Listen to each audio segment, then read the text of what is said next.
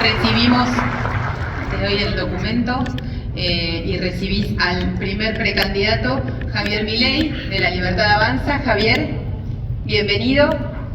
Nicolás Pino le va a hacer entrega del documento Agrobioindustria, aportes para un país diferente.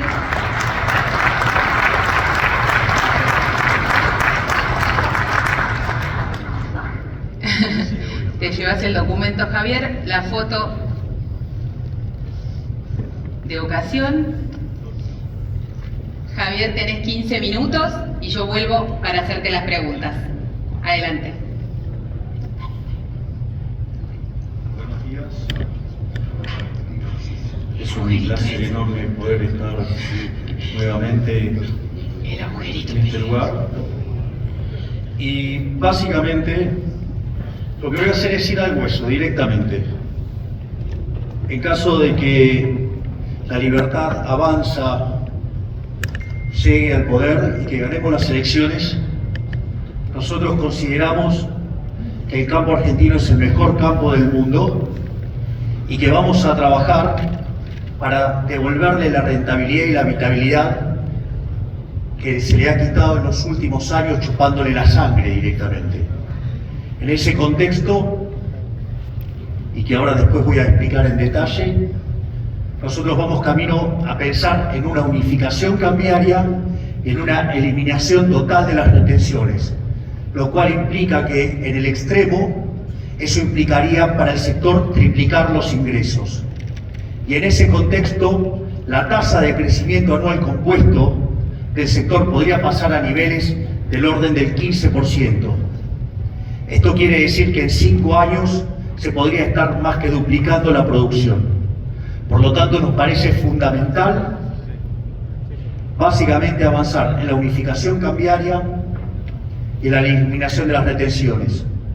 Obviamente que esto también está complementado con medidas en el plano comercial que apunten a la desregulación del comercio, la eliminación de cuotas y que deje de ser una tortura conseguir financiamiento para el sector. Dadas las conclusiones, ahora voy a explicar por qué el motivo de cada una de estas cosas. El primer elemento que tiene que ver con la eliminación de la brecha. Una de las cosas fundamentales que hay que entender es que el sistema de precios es un mecanismo de transmisión de señal, coordinación y ajuste. Es decir, que la guía para el funcionamiento del sistema económico viene dada por los precios. Y que cuando uno empieza a manosear los precios, y los precios no son de mercado, las señales terminan siendo cualquier cosa. Imagínense encima tener más de 40 tipos de cambio. Es decir, lo voy a poner en un caso simple. Ustedes van por una calle, en una avenida, y ustedes de repente se encuentran que el semáforo está en rojo y en verde a la vez. Si aceleran, se pueden pegar la piña, y si frenan, también se pueden pegar la piña. Una sería de costado, la otra sería de atrás. Imagínense si las señales son 40.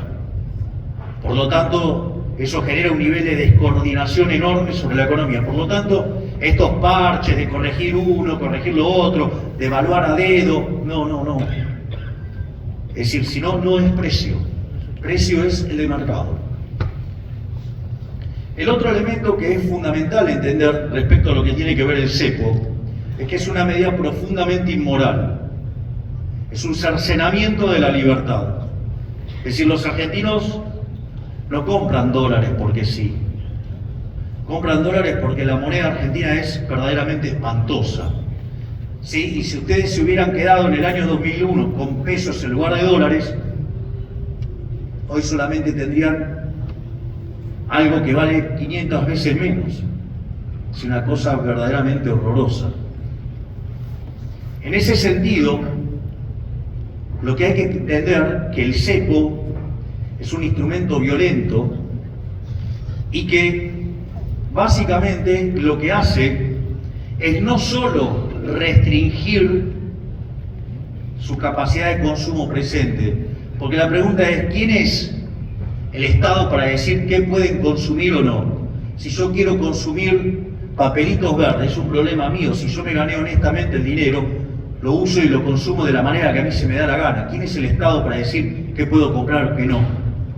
Pero no es solamente la gravedad del cercenamiento de la libertad en términos de que restringe mi consumo presente, también restringe mi consumo futuro, porque como el peso no es reserva de valor, la consecuencia directa de esto es que no tengo mecanismo de ahorro, y si estoy obligado a tener en pesos, tengo una pérdida de riqueza que también afecta negativamente a mi consumo futuro, es decir, están destrozando mi vida. Por lo tanto, se destruye el ahorro, y al destruirse el ahorro no hay inversión. Si no hay inversión, no hay capitalización. Si no hay capitalización, no hay salarios reales que suban. Por ende, tenemos más pobres e indigentes. Por lo tanto, lo primero que hay que entender es que es inmoral porque no me deja elegir. Segundo, porque me empobrece. Y tercero, porque me obliga a demandar más dinero que el que yo querría tener. Por lo tanto, me aumenta la base imponible del impuesto inflacionario, un impuesto no legislado. Por lo tanto, aumenta el robo de los políticos hacia la gente de bien. Por lo tanto, digamos, el cepo debe ser eliminado porque es un robo y porque es inmoral. Pero no se queda ahí los daños del cepo. Los daños del cepo, una de las cosas que genera, que es gravísimo, genera descoordinación macroeconómica. Es decir, ustedes al tipo de cambio oficial todo el mundo quiere comprar, pero no hay. Es decir, se genera lo que se llama un exceso de demanda de divisas. El exceso de demanda de divisas no es gratis. Tiene como consecuencia que en el resto de la economía hay un exceso de oferta de todo lo demás. Entonces, cuando vamos al mercado de bonos, un exceso de oferta en el mercado de bonos significa que el precio de los bonos se deprime. Que los precios de los bonos estén deprimidos significa que la tasa de interés es elevada. Una tasa de interés elevada significa que tenemos un alto riesgo país. Y en ese contexto, esas altas tasas de interés significa que hay una desintermediación entre el ahorro y la inversión. El ahorro se fuga, ¿sí? Y la inversión se derrumba. Cuando la inversión se derrumba, no hay acumulación de capital, no hay creación de empleo, hay salarios reales que son verdaderamente miserables. De hecho, hoy en Argentina estamos en una situación en la cual 30% de los trabajadores están debajo de la línea de la pobreza, o sea, una cosa verdaderamente demencial. Pero no solo eso tiene un impacto negativo sobre el nivel de actividad. De hecho, Argentina hoy tiene un PBI per cápita en línea al que tenía en el 2007. Hoy estamos 13% por debajo de los niveles que teníamos en el 2011. En definitiva, estamos frente a una catástrofe. Y eso, digamos, tiene consecuencias en términos de pobres e indigentes. Es más, esta idea nefasta de la justicia social, que es injusta, porque implica un robo y un trato desigual frente a la ley, y con la idea peor todavía del Estado presente, eso lo que hace es que, por ejemplo, siendo que Argentina produce alimentos para 400 millones de seres humanos, con una presión fiscal sobre el campo del 70%, es decir, que el Estado se lleva el alimento de 280 millones de seres humanos, increíblemente en Argentina hay 5 millones de argentinos que no les alcanza para comer. Evidentemente ahí hay algún problema y que hay que resolver. Y el problema es la presencia del Estado. Porque de hecho, cuando hemos empezado a abrazar estas ideas de donde hay una necesidad, nace un derecho, el problema es que las necesidades son infinitas y los derechos alguien los tiene que pagar y los recursos son finitos. Eso ha llevado a continuas crisis fiscales. Digamos, de hecho, en los últimos 122 años, 112 tuvimos déficit fiscal. De las 22 crisis que tuvo Argentina desde el inicio del siglo XX hasta acá, 20 tienen origen en el déficit fiscal. Y esas crisis se manifiestan como crisis de deuda. Somos el máximo defaultador de la historia moderna, superando a Ecuador. O se manifiesta en financiamiento monetario del déficit fiscal, y por lo tanto le hemos quitado 13-0 a la moneda, destrozamos 5 signos monetarios, tuvimos 2 hiperinflaciones sin guerra. O se traduce en aumento de impuestos, o sea, Argentina tiene la presión fiscal en blanco más alta del mundo. De hecho, una vez que ustedes tienen que superar el cepo y una vez que tienen que superar las retenciones, aún así todavía les quedan 22 impuestos por pagar. Es decir, el fisco es una máquina de robar y no genera nada. Por lo tanto, en ese contexto se genera un empobrecimiento y un círculo vicioso que cada vez nos tiene peor. Entonces, en este contexto nosotros consideramos fundamental la eliminación del cepo. Obviamente que nuestra visión para terminar con el cepo es terminar con el Banco Central. Pensemos que antes de que tuviéramos Banco Central, porque tenemos Banco Central desde 1935, la inflación en Argentina era del 0,9% anual. Y eso no impidió que Argentina llegue a ser el país más rico del mundo. Cuando pusimos el Banco Central, su primera etapa entre 1935 y 1946, que era mixto, la inflación saltó al 6% promedio anual. Después nacionalizamos el Banco Central y hasta el año 1991 la inflación fue del 250% anual. Y está toda esta tragedia de haberle quitado 13-0 a la moneda, de destrozar 5 signos monetarios, 2 hiperinflaciones sin guerra. Después fuimos a la convertibilidad, que la inflación promedio fue del 9%, pero se concentró en los primeros 20 meses, por lo que a partir de 1993 Argentina era el país con menos inflación del mundo. Y después los políticos vinieron y nos dijeron, cuando se quedaron sin financiamiento y no nos pudieron robar más, dijeron que íbamos a volver a tener Banco Central y que esa vez iba a ser diferente. Y así, durante los primeros 4 años del régimen K, la inflación fue cercana al 10% anual. En el segundo periodo del régimen K estuvo en torno al 20%. En el tercer periodo del régimen K fue 30%, con Macri 40%, y hoy la inflación viene viajando al 150% anual. En lo que tiene que ver con los alimentos al 200%, hay inflación reprimida entre 50 y 100 puntos, por lo tanto Argentina está al borde de la hiperinflación. Y la única forma de evitar la hiperinflación no es solamente corregir el problema de flujos, es decir, corregir el problema del déficit fiscal, sino que hay que corregir el problema de stocks que hay adentro del Banco Central, porque hoy el desequilibrio monetario es peor que el que teníamos en la previa del Rodrigazo en 1975. La relación de pasivos remunerados en términos de base monetaria supera lo que teníamos en el primer trimestre del año 89, el año de la hiperinflación, y tenemos indicadores sociales que son peores que los que teníamos en la previa del 2001 o 2002. Por lo tanto, digamos, si no corregimos el problema de stocks, ya sea o si se libera del primer día, se genera por un switch de portafolio la hiperinflación, o si no se quita el cepo, la economía queda estancada. Por lo tanto, la única solución razonable es terminar con el problema de los stocks, eliminando el Banco Central, y de esa manera lo que vamos a tener es que vamos a una unificación cambiaria de facto. Es decir, se acabaron los tipos de cambios múltiples, se acabaron los controles de cambio, se acabó el aparato represivo del Estado, arruinándole la vida a los que producen.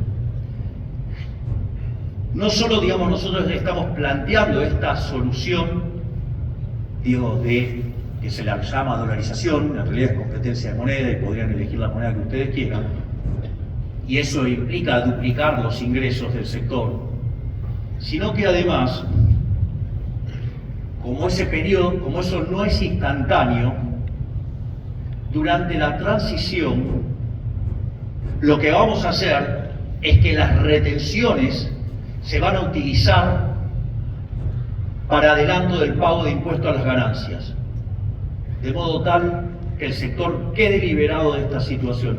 Y una vez que se termine con el proceso en el cual se elimina el Banco Central, llámese dolarización, que puede oscilar entre 9 y 24 meses, 9 meses tardó en Ecuador, 24 meses tardó en El Salvador.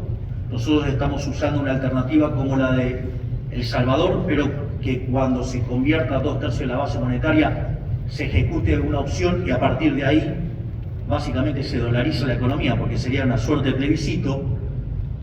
Eso significa que hasta que se unifica el mercado de cambios, el sector, digamos, va a tener la posibilidad de utilizar esas retenciones, ¿sí?, a pago de cuenta de ganancia.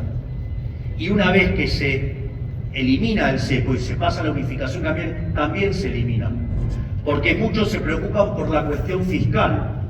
Ok, si yo hoy, supongamos el máximo de las retenciones, yo recibo, mi precio fuera $200, recibo 100 y me sacan 35, se me quedan 65. Si yo ahora quito el cepo y quito las retenciones, mis ingresos se levantan a 200. Por lo tanto, todo ese diferencial, solo el diferencial de precios me da 35 de recaudación por el efecto de impuesto a la ganancia, más el 35 de los 35 que liberé. Por lo tanto, estoy arriba de 40, por lo tanto, tengo mejora de los ingresos fiscales. Por lo tanto, es mentira que no se puede hacer por una cuestión fiscal. Y si quieren tener un ejemplo aplicado y concreto, fue cuando en el año 91 y se lanzó el programa de convertibilidad, Caballo eliminó las retenciones aun cuando el Fondo Monetario le decía que no. ¿Y cuál fue el resultado? Se generó muchísima más actividad y los números fiscales mejoraron. Por lo tanto, es posible eliminar las retenciones, es posible eliminar básicamente la brecha cambiaria, y esto va a ser un impulso enorme para el sector. Y si a eso le sumamos que vamos a desregular el comercio, que vamos a quitar las trabas y que en este contexto además va a haber un resurgimiento del crédito, todo lo que viene hacia adelante va a ser bueno. Lo único que hay que tener en claro es que esto implica un cambio de 180 grados y que una Argentina distinta es imposible con los mismos de siempre. Es decir, no va más querer hacer el modelo que viene fracasando hace 100 años. Sea de buenos modales o de malos modales, ese modelo conduce a un desastre económico. Y los únicos que estamos dispuestos y tenemos el coraje para hacer ese cambio de 180 grados que la Argentina necesita, somos nosotros desde La Libertad Avanza. Muchísimas gracias.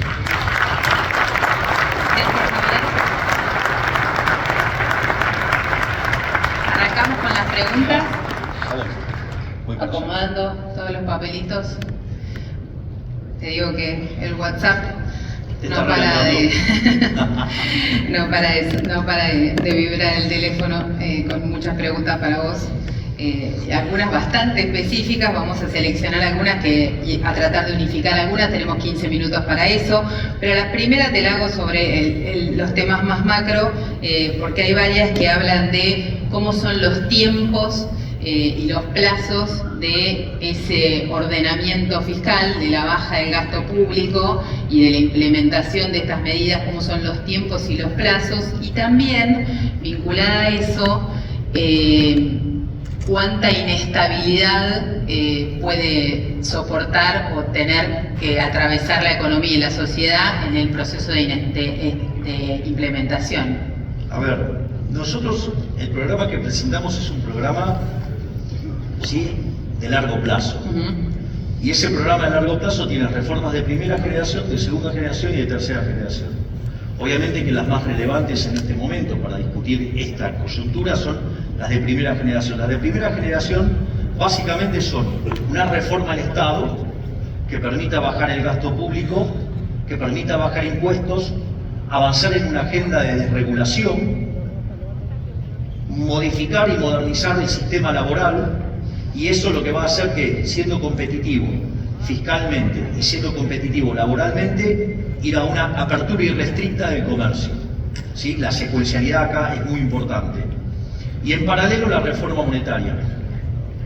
Sin lugar a dudas, por el impacto que tiene en el sector, la reforma monetaria es lo clave, porque es lo que va a permitir una suerte de unificación cambiaria de hecho. Nosotros básicamente lo que estamos hablando es, se lo denomina dolarización, es la moneda en la cual ustedes cierran el Banco Central, lo liquidan, pero podría ser cualquier moneda, y es más, hasta en el tiempo podría cambiar la moneda, y la moneda además la elige cada uno. Por ejemplo, si vos estuvieras en el sector petrolero, tu moneda podría ser el WTI, si estuvieras en el sector del gas podría ser el BTU, si estás en el campo y te dedicas, por ejemplo, a la soja, el precio de la soja en Chicago.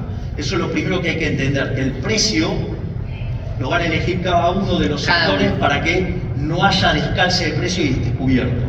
Es decir, con lo cual todo el verso de los economistas que no se puede por la inflexibilidad de los precios de la baja es mentira. Esa es la forma más burda de cubrirse. La otra lo podrías hacer con instrumentos de opciones, de futuro, o sea, con lo cual, digamos, tampoco sería un problema. El punto es cómo es el tema de la eliminación del cepo, la eliminación del Banco Central, que en este caso son lo mismo. A ver, en el caso de Ecuador, lo que hizo Ecuador fue obligar que a los 3 meses se convirtiera todo a dólares, que dejara de circular el sucre. ¿Cuál fue el problema? El problema es que para hacer eso es necesario tener billetes de baja denominación. ¿Y qué fue lo que le pasó? A los 3 meses no habían logrado poder cambiar todos los billetes. Entonces lo extendió a 6 meses, tampoco pudo, y recién lo pudo lograr a los 9 meses. Esa es una, digamos, entonces, por ejemplo, en el caso de Ecuador, que tenía condiciones macroeconómicas bastante parecidas a las nuestras, tardó 9 meses en hacerse. ¿Por qué? Porque hay un problema operativo respecto a lo que es el cambio de los billetes. En cuanto al caso de El Salvador, en el caso de El Salvador tardó 24 meses. Ahí la dolarización se fue haciendo acorde a las necesidades de la gente. O sea, fue la gente la que se fue dolarizando. A medida que iban demandando. Claro, exactamente. Y ese proceso duró 24 meses. Nosotros lo que estamos haciendo es utilizar, acorde al desarrollo que hizo Emilio Campo, es como vendría a ser una suerte de estrategia mixta. Nos parece bien que los individuos vayan eligiendo la propia velocidad a la cual van convirtiendo la moneda nacional a la moneda que se dolariza, ¿sí? Digamos, la dolarización. Lo interesante de la propuesta de Emilio es que cuando 2/3 de la base monetaria se convirtieron, tenés una suerte de plebiscito y por lo tanto ahí podés forzar la aceleración del cierre del Banco Central. ¿Qué es lo importante? Estamos diciendo que entre 9 meses y 24 meses sabemos que este problema se terminó. Y no hay problema con la velocidad a la que lo haga la sociedad. Si la sociedad va muy rápido a ese proceso, no es un problema de estabilidad. No es un problema, porque en realidad vos tenés 2 partes. Vos tenés que eliminar, básicamente tenés que rescatar el balance del Banco Central, ¿no? El pasivo, que son la base monetaria y vos tenés las LELIQs. O sea, esos pasivos monetarios sumados suelen no llegar entre 30.000 millones de dólares en situaciones caóticas, ponele cuando renunció Batakis, o en momentos en que la inflación le estuvo ganando sistemáticamente al dólar, se te va a 40.000 millones de dólares. Lo que vos ves es que ese número siempre oscila entre 30.000 y 40.000 millones de dólares. Vamos a poner el peor de los casos, que tengas 10.000 millones de dólares de base y 30.000 millones de dólares de LELIQs. Entonces, bueno, ¿se puede hacer? Sí, se puede hacer.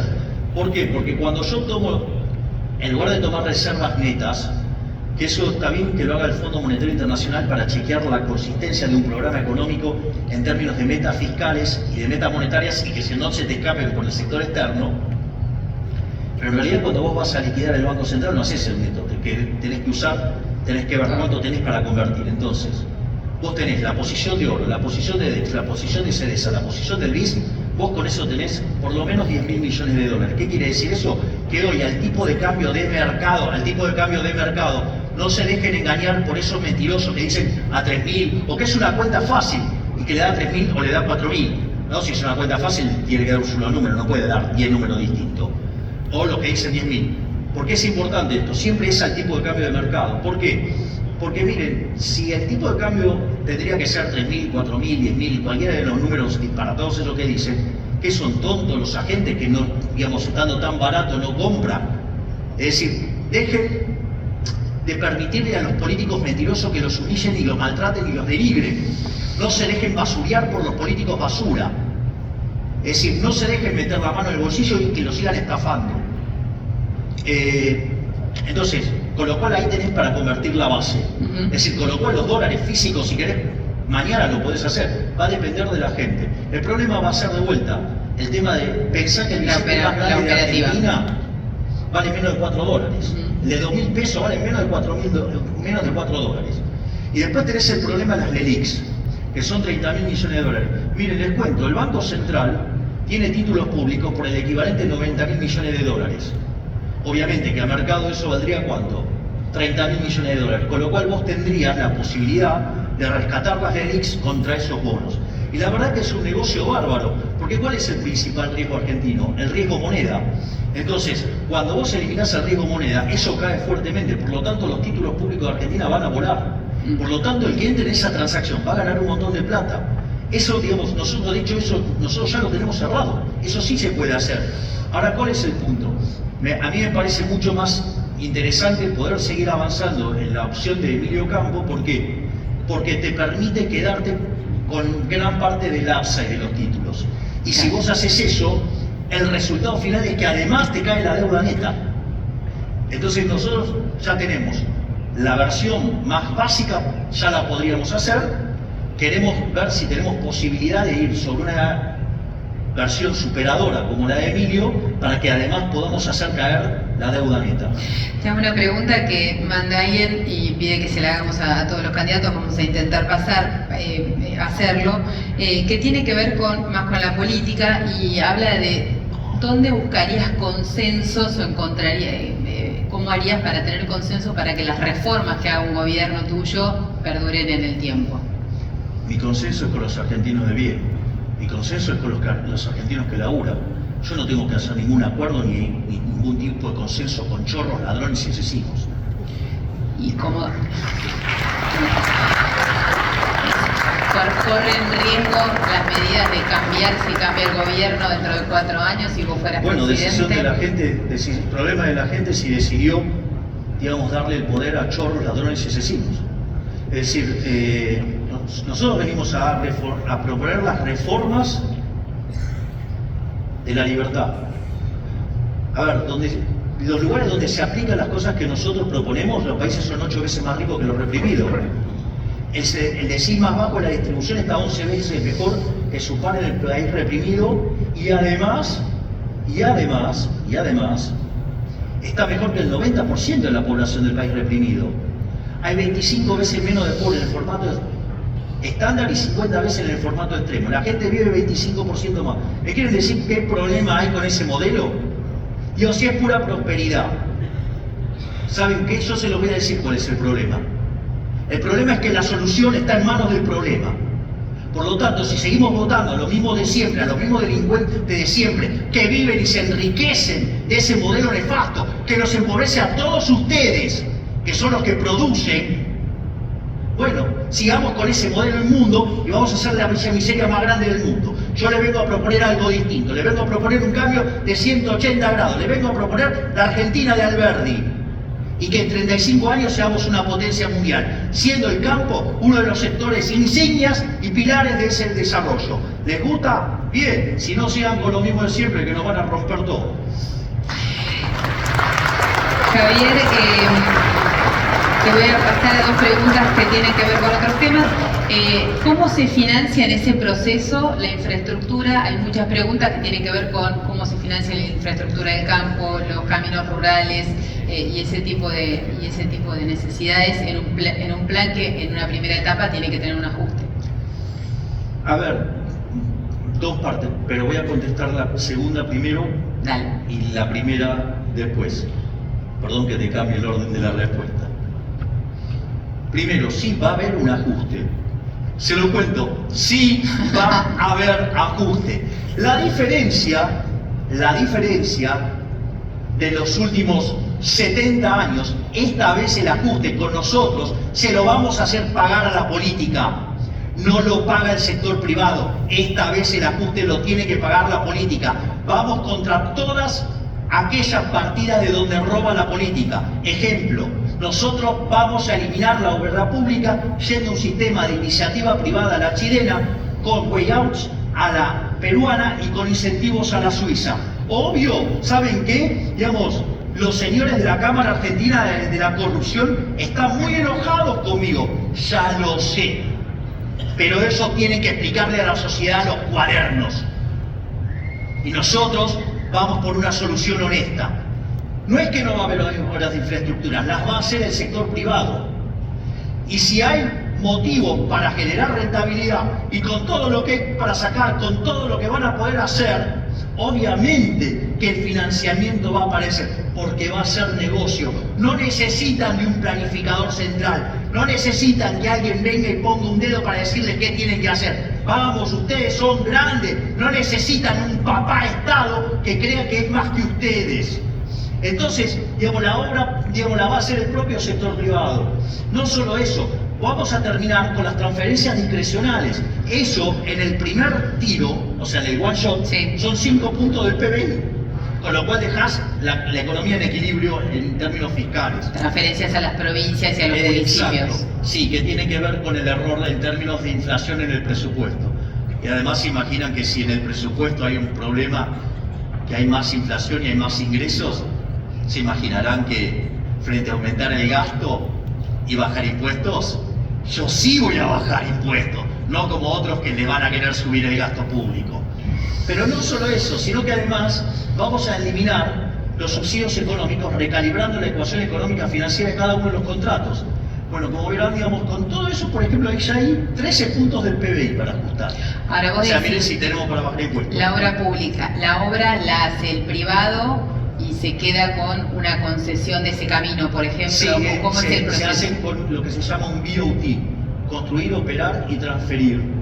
Y básicamente, una vez que terminas la obra la paga el que la usa, lo cual parece bastante justo, y una vez que se termina esa concesión, esos bienes pasan a depender del Estado. Esto es muy interesante porque como van a ser bienes que después van a pasar al Estado, se pueden construir mecanismos de ingresos mínimos garantizados, donde básicamente el Estado juega un rol dando un seguro, que es un put en el fondo, y eso lo que permite es bajar muy fuertemente el costo del financiamiento, y por lo tanto implica que podés hacer más obras. Entonces, ¿por qué? Porque de largo plazo esa obra va a terminar en el Estado. Entonces, lo que hace el Estado es participar de la ingeniería financiera que te permite bajar la tasa de interés para que vos puedas tener más obras. Te hago una pregunta. O sea, con lo cual contesté las dos. Sí, perfecto. Tenemos re poquito tiempo, pero como hay algunas preguntas sobre educación y estamos en este tema, en ese modelo, por ejemplo, ¿cómo se hace una escuela? A ver, primero, en primer lugar vos tenés que las escuelas, vos seguís teniendo educación pública. O sea, vos podés ser de gestión privada o de gestión estatal, pero vos podés tener un mecanismo por el cual eso se asigna de un modo competitivo, es decir, y no de un modo prebendario. Entonces, ¿por qué vos no vas a poder participar de ese proceso? De la construcción de una... Exactamente. Es decir, ¿por qué siempre tiene que estar metida la mano del Estado, digamos, como decía Bastián, las porosas manos de los políticos? Es decir, no es que las soluciones no existen. No les crean a los políticos que les tienen que dar la solución del Estado.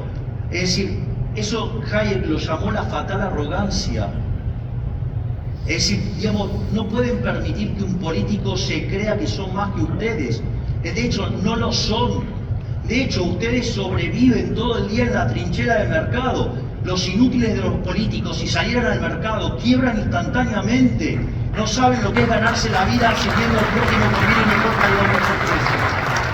Javier, estamos pasados un minuto del tiempo, así que te agradezco muchísimo. Había muchísimas preguntas que tratamos de pasar un poco por todos los temas. Gracias por haber estado acá. Gracias, Cecilia.